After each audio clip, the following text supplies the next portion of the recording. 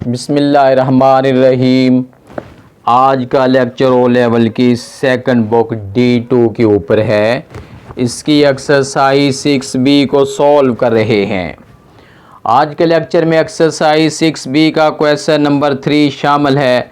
बेटा आपने video last तक देखनी है ताकि क्वेश्चन के कॉन्सेप्ट को अच्छी तरह आपके माइंड में मैं बैठा सकूं। क्वेश्चन नंबर 3 का ए पार्ट बोर्ड पे राइट किया है 5/2 into A minus B plus 4/3 B minus A. ये अलजेब्रिक फ्रैक्शन है। अब हम इसे सॉल्व करने लगे हैं। सबसे पहला काम तो ये है कि हमने इनका ऑर्डर करके एलसीएम को सेम एलसीएम जो है वो इजी लेने की ट्राई करनी है। 5 वैसे का वैसे आएगा ओवर में 2 इंटू ए माइनस बी है प्लस 4 वैसे का वैसे लिखेंगे। ये 3 है। इनका ऑर्डर करते हैं तो ये बन जाएगा माइनस ए प्लस बी बन गया। फर्दर हमने इसे सॉल्व करना है। ये 5 है, इसके ओवर में 2 into A minus B plus 4 है। इसके ओवर में ये 3 है।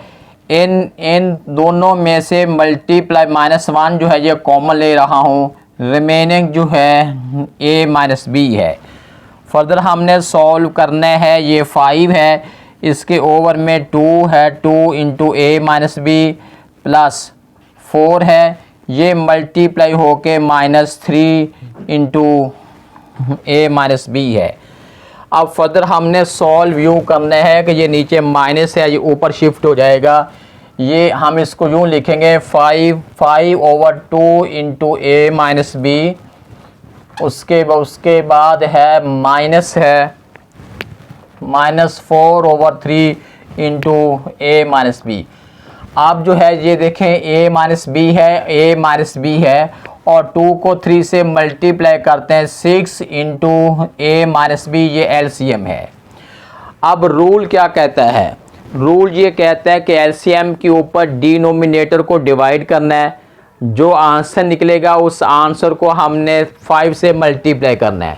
इस पे डिवाइड करते हैं तो आंसर निकलता है 3 को मल्टीप्लाई हमने 5 लेके इधर करना है।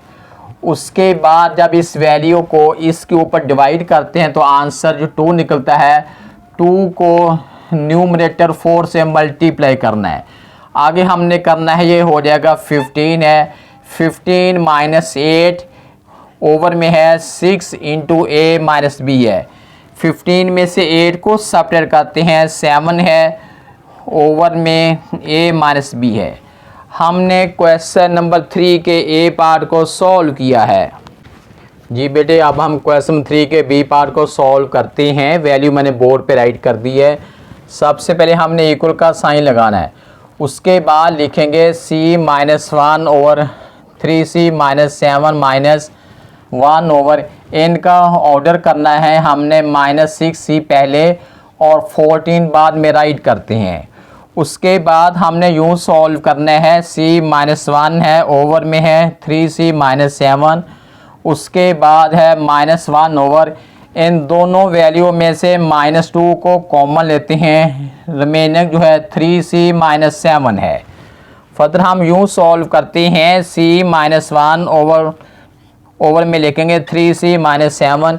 ये माइनस और ये माइनस मिल के प्लस होगा। दोनों जब मल्टीप्लाई होते हैं, दो माइनस जब आपस में मल्टीप्लाई होती हैं तो आंसर में प्लस का साइन आता है।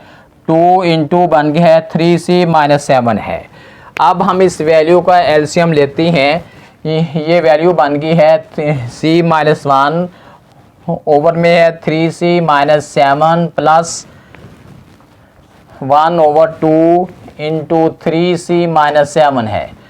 अब हम इनका एलसीएम लेते हैं 2 इंटू 3C -7। एलसीएम के ऊपर डिनोमिनेटर को डिवाइड करते तो आंसर 2 निकलता है। 2 को हमने न्यूमरेटर से मल्टीप्लाई करना है। एलसीएम के ऊपर जब ये डिनोमिनेटर डिवाइड के आंसर 1 निकलेगा।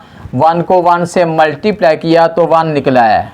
2 को C से मल्टीप्लाई करते हैं 2C -2 प्लस 1 ओवर में है 2 इंटू 3C -7 है। फर्दर हमने यूँ सॉल्व करना है। ये 2C है, 2c, उसके बाद -2 में से सबट्रैक्ट करते हैं 2c - 1 ओवर में है 2 × 3c - 7 है। अब हमने क्या किया है कि क्वेश्चन 3 का बी पार्ट सॉल्व किया है। जी बेटे, अब हम क्वेश्चन नंबर 6 एक्सरसाइज 6b के क्वेश्चन नंबर 3 का सी पार्ट सॉल्व करते हैं। 4f / 10f - 5d plus 2d / 6f - 3d। अब हम इस क्वेश्चन को सॉल्व करते हैं। सबसे पहला काम तो ये है कि हमने डिनोमिनेटर से कॉमन लेना है। ये 4f है, इसके ओवर में दोनों वैल्यू में से 5 कॉमन है, रिमेनिंग जो है 2f - d है। उसके बाद साइन प्लस का 2d ऊपर वैसे का वैसे लिखेंगे, दोनों वैल्यू में से 3 कॉमन है, रिमेनिंग जो है 2f - d है। अब हमने क्या करना है कि दोनों वैल्यू का हमने एलसीएम लेना है। 5 को 3 से मल्टीप्लाई करते हैं, ये 15 है। 15 × 2f - d एलसीएम है। इस एलसीएम के ऊपर जब इस डिनोमिनेटर को डिवाइड करना है तो आंसर निकलेगा ये इससे कैंसिल। 5 को इस पे डिवाइड करते हैं तो आंसर 3 को मल्टीप्लाई हमने 4f से करना है। उसके बाद ये साइन प्लस के है, एलसीएम के ऊपर डिनोमिनेटर को डिवाइड करना है, आंसर 5 निकलाएगा। 5 को 2d से मल्टीप्लाई करना है। उसके बाद 3 को 4f से मल्टीप्लाई किया है, ये बन गया 12f है। उसके बाद 5 को 2d से मल्टीप्लाई किया है, 10d है। इसके ओवर में 15 है इंटू जो है 2f - d है। फर्दर कोई कैंसिलेशन नहीं हो रही, यही हमारा रिक्वायर्ड आंसर है। हमने क्वेश्चन नंबर 3 के सी पार्ट को सॉल्व किया है।